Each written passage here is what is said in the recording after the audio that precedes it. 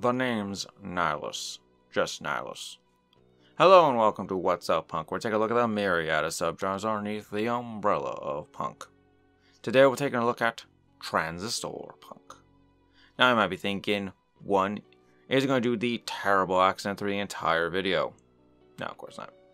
Secondly, or perhaps B, you're wondering what the hell a transistor is. Fair. Honestly, it kind of got overshadowed by another revolutionary technology that was coming up in the 70s, the computer. And because it's kind of ubiquitous now. A transistor is a miniature device that is used to control or regulate the flow of electronic signals. Transistors made of semiconductors replaced the bulky and unreliable vacuum tube. It was not uncommon to go to a hardware store and replace a tube when it blew, like in a TV. With transistors, everything from a radio to a computer could now perform the same function using less power and space. And they're still used to this day, much like how plastic wasn't invented in the 60s, it was the 60s where both transistors and space-age polymers were in their prime. So that's the era we're dealing with for this punk. Kinda. History lesson out of the way, let's get chilly but not too Cold War with Transistorpunk. Yeah, baby. Wow, that clip actually works on a lot of different levels with this one. What is Transistorpunk? Honestly, a fucking mess. Here's the thing, punks, this one is still in the oven and hasn't fully cooked yet. And likely never will.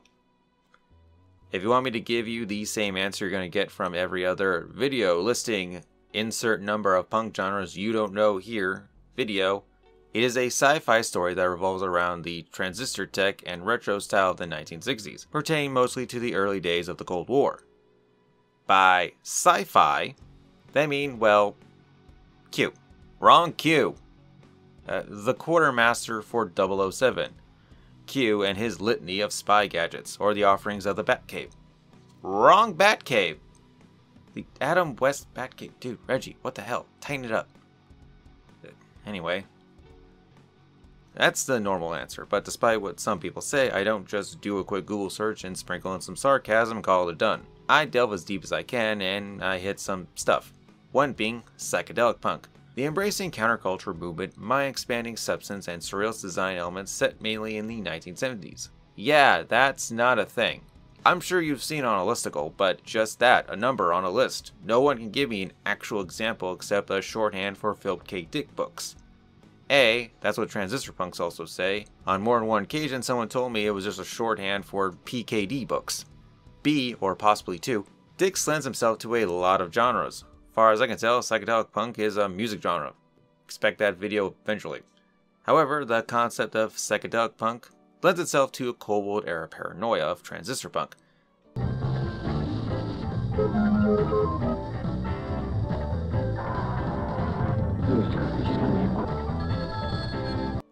Taking too much of anything will make you paranoid, either chemically or otherwise.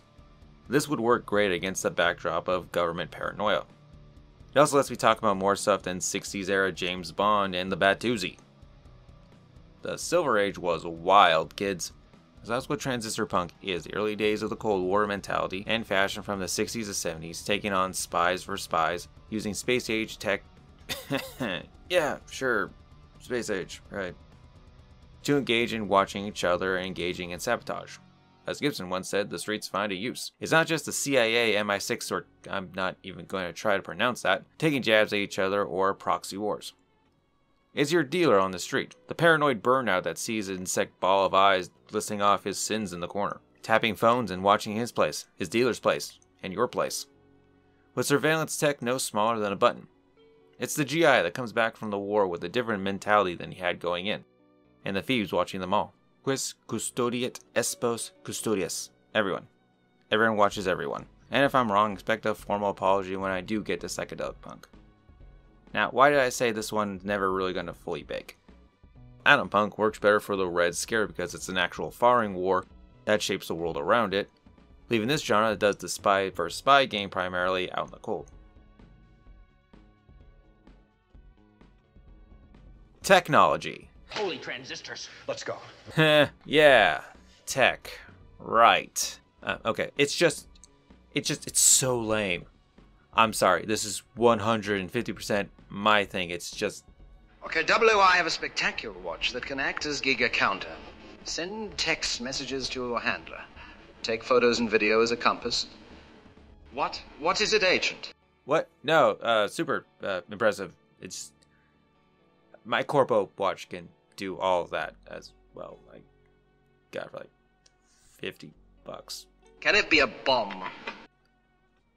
Yeah, actually, you gave me a brick of C4 and a trigger. Get out! See, it's the terrible march of progress combined with hindsight multiplied by my snarky bastard personality. Brass tacks, transistors allowed tech to get smaller, so the various spies and ne'er-do-wells made shit look like other shit for their convoluted chess game against one another. And of course, spying on others. Sometimes pretty area-appropriate, concealed recording devices, wiretapping, isotope tracking, and tech used to encrypt messages.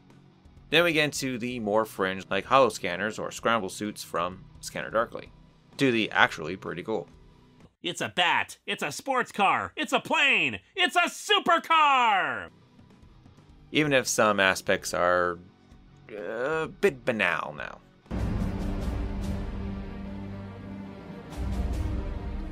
I want all that in here. Done. Your actions are illegal. Let me put it this way. No gun, no fun. Painted matte black, anti-reflective, very difficult to see at night. Oh, and of course it's 100% bulletproof. Just steal a car, hell yeah. Okay. When the fuck did everybody get Batmobiles? How the hell do I hotwire this? How the hell is that the first clip I've stolen from The Panda? Bet the Goonie would have an absolute field day with a Bond villain. Oh, right. A lot of Silver Age Batman gear also works, not just the ride. The grappling gun, definitely, and anything the villains use to knock people out. And place in a convoluted death trap, because God forbid someone just shoots somebody. I have a gun in my room. You give me 5 seconds, I'll get it. Scott, you just don't get it, do you? You don't. Why shoot people when we have shoe knives? So many shoe knives. The beginnings of global satellite communications, and maybe space-based weapons. After all, this cribs from the age of the space race. Now, for the question I always ask, because it's me, do they have chrome? Well, Transistorpunk beat chipping in. Yes, Johnny got his gun and was rebuilt as a super soldier. The results? Less than super. Sure, he can lift heavy objects and run real fast, but this was the same time as the M16.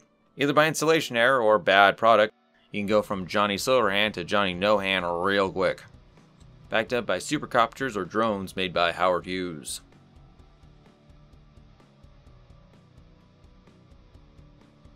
Aesthetic. It's a genre of, let's say, extremes. Polyester wasn't a new material, but in the 70s it exploded in popularity. Leisure suits and garish colors were suddenly available. This aesthetic extends to other areas, particularly furniture.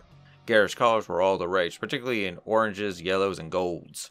On the other side of the spectrum, we have the 007 secret agent timeless elegance and classic attire, a touch of glamour and sophistication to this genre. Tailored suits, skinny ties, fedoras, women with hourglass silhouettes, the madmen of it all. In between the two, we have the best invention of this time period. Mini skirts. Skirts should be the size of a belt. Life short. Take risks. That's the spy vs. spy people, or the civvies. The military gear looks like it's pulled out of Vietnam, but with 70s era body cams, and the aforementioned crappy cybernetics and 70s era drones. On the themes of this genre, it's fueled by paranoia. The US spying on the Russians spying on everybody, both in fear of nuclear annihilation. Not saying the home front was any better. People should not be afraid of their governments, but governments live in abject terror of their people. Cribbing from the 60s and 70s, we have an era of increased anti-establishment ideals. People wanted more personal freedom and tried new things, which made rebellious ideas popular. The movement showed a strong desire to accept unpopular ideas in order to discover the unique possibilities in different ways of living. Transistorpunk captures the spirit by incorporating themes of drug and psychedelic experiences into the narrative, with flawed perception or unreality, like the competing mind nature of Bob Arctor from A Scanner Darkly, or the heroin-fueled trip through perception and sexuality that was Naked Feast. Architecture isn't really a big part of Transistorpunk because of all the globe-trotting 007 does, the jungles of Vietnam, the psychedelic altered perception. There's a lot of backdrops, but I'll do some interesting ones. Brutal's design can be found commonly in Transistorpunk. It's a style of design that embraces functionality over form and aesthetic. It tends to be characterized by extreme simplicity, almost minimalist, an approach popular in socialist and communist nations, owed to traditional styles of that area being associated with the bourgeoisie, whereas concrete emphasizes equality, or just on the other side of the Iron Curtain, this is prevalent. For something less brutal, the swinging 60s London Turkish style of architecture emphasizing fluid forms and connectivity with insane mix of textures, patterns inspired by pop art, found in the Austin Powers movies. Where did Transistorpunk start? Basically as a genre for a lot of Philip K. Dick books. Yeah, Dick's is kinda out there, and while I don't feel that's correct, as pinning PKD down to any genre is the same as trying that with Cowboy Bebop, can't be done. I would be remiss not to give the popular answer today. Another one is enduring fandom of 007 and the original Batman. Your guess is as good as mine. But in truth, I'm not sure. No one really can agree on a start. Real life Transistorpunks. Putting my sarcasm aside, yeah, spy tech is real. Not as dramatized as it is in pop culture, but spies have a bit of a wide variety of gadgets to use to watch others. This program ends like the others. Either Kamonanov or Honey Bear will be killed by Dr. Noah. In either case, we have to make sure that both of them survive. You expect to take on Noah and his men with that? So, any spy active during the 70s and 60s, yeah, Transistorpunks. My recommendations.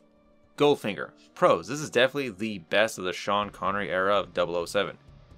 Even if killing someone with gold paint is not a thing, it is still up there with leaving a horse head in the bed of your enemy level of middle finger. Odd Job is a classic #1. Up there with Henchman 21. Classic, unique weapon, and I love an enemy that is intimidating without dialogue. Con, maybe this is just my copy, but the audio mixing on this is terrible.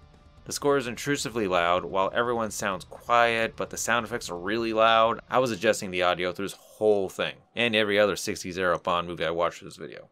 Not that anyone cares what the best Bond girls are. Fiona Vogt.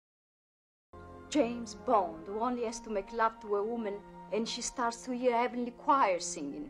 She repents and immediately returns to the side of right and virtue. But not this one. Because a foxy redhead with a stunning amount of competency for a female counteragent till the Bond plot armor kicked in. And Paloma.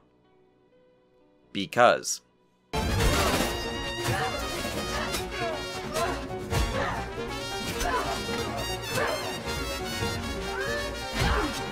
This and the Gray Man?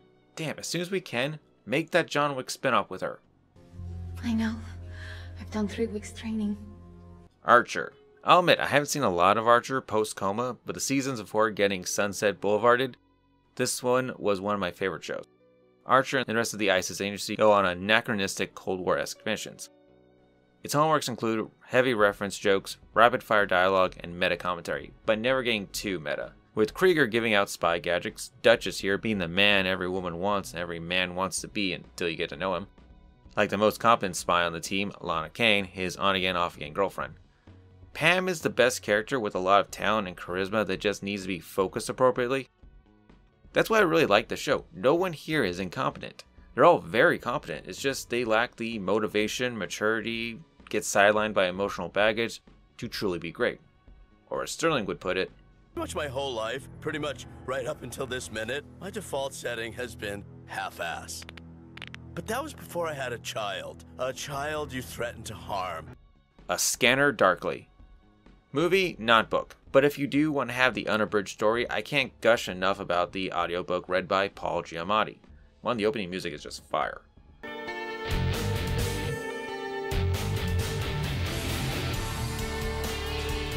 Random House Audio presents A Scanner Darkly by Philip K. Dick. Read for you by Paul Giamatti.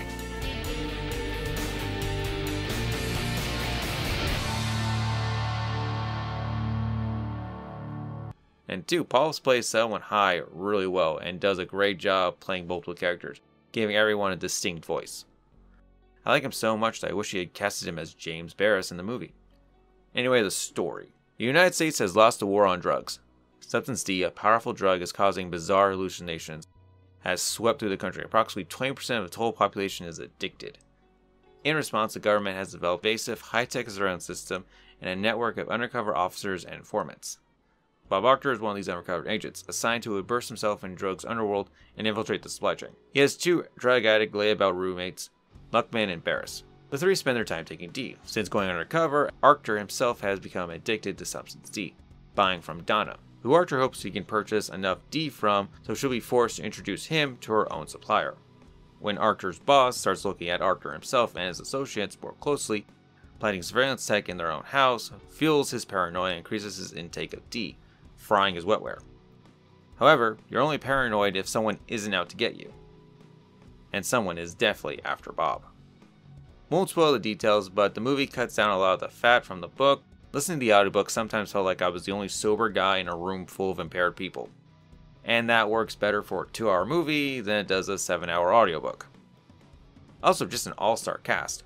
We got Johnny Silverhand, we got Tony Stark, we got Tallahassee, we got Joyce Byers from Stranger Things. Just to name a few, and everyone gives their A-game. The rotoscoping keeps the mood 70s, while this is clearly an alternate version of 2006. Though I do feel a little bad for rotoscoping in a post-TikTok world. It feels a bit like everything has a filter on it now. It also tightens up the ending, but still gets to the same point as the novel, and I actually kind of feel worse for Bob in the movie than I do in the book. Neither way does his story end any other way than a punk way, but one's a bit worse than the other. Honorable mention? Early Iron Man. Wait, what? Yeah, Tony Stark's first comic, he wasn't in Vietnam with guns or missiles. Sliding timescale is wild, punks. It was transistors. Oh boy, the transistors. General, you see my tiny transistor increase the power of the small magnet so tremendously that it will open that locked vault. My tiny transistors are... Now do you believe that the transistors, and the transistor-powered circuits, transistor-powered air jets, powered by electronic transistors? Okay, Tony, we get it! Transistors are awesome! I will give all my money to companies that make them! A bit iffier, but shows how much a game changer transistors were, and the Red Menace. Even crazier, Stark doesn't ditch that armor when he gets home. That was his armor, or the gold version of it at least, was the Iron Man armor for a year in real time. What should really be in Transistorpunk? Yeah, we got another one that has some elements that should really be in it that isn't. This time around, medias. Yeah, the subgenre all about people watching other people doesn't really have anything in the way of the investigative journalist. Which is really friggin' weird because the time period it cribs from is Watergate and Vietnam, aka the first television war. And again, the aforementioned watching people. Probably somewhere between Brie Larson from King Kong and the crew from The Feed, which I'd be down for. Along with that war, well, the Cold War was indeed cold. Proxy wars were going on, but that's left mainly out of the cold, for the chess game between spy versus spy. The last one I can kind of understand, New Age stuff. The New Age is something, sometimes very Western. Hinduism, Buddhism, astrology, shamanism together to create a new religion for bored people. Sometimes very scientific, and sometimes so frivolous just to say, out there, man. UFO religions, yes, that's a real thing, and no, I'm not going into detail. Fits with this genre, but they actually meet aliens in a Transistorpunk story. The life of a heretical sect like Manson family or religious communities living on an unnamed farm with anti-surveillance sect working that spy versus spy mentality backing on itself for Transistorpunk hopefully doesn't go Heaven's Gate also works. Just some ideas that if you choose to make your own Transistorpunk story could fit in and probably be really interesting. How do I feel about Transistorpunk? Not really my jam. It has good bones, but it needs someone to bring it out of obscurity. Really run with the concept. There's a lot here to work with, but pinning it down to just a game of cat and cat with the espionage is a hindrance. But if not that, then more tech than what Q is providing? As a man once said, the street finds a use. How is the punk on the street using this spy tech differently than the international men and women of mystery? Sign-up question. Why does no one drink a martini correctly?